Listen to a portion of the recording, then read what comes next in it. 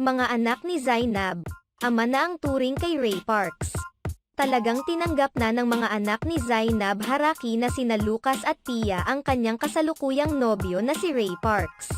Sa kanyang pinakabagong vlog kung saan ipinakita nila ang pag-unbox ni Lucas ng kanyang mga natanggap na birthday gifts ay makikitang close na ito sa kanyang daddy Ray.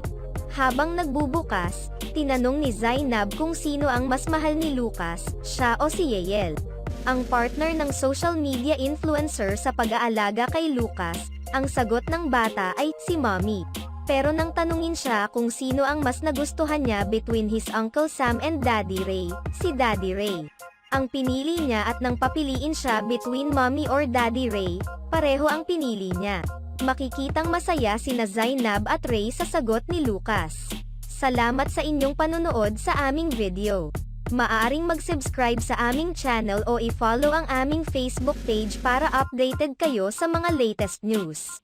Ilagay ang iyong komento sa ibaba at atin yang babasahin sa next video.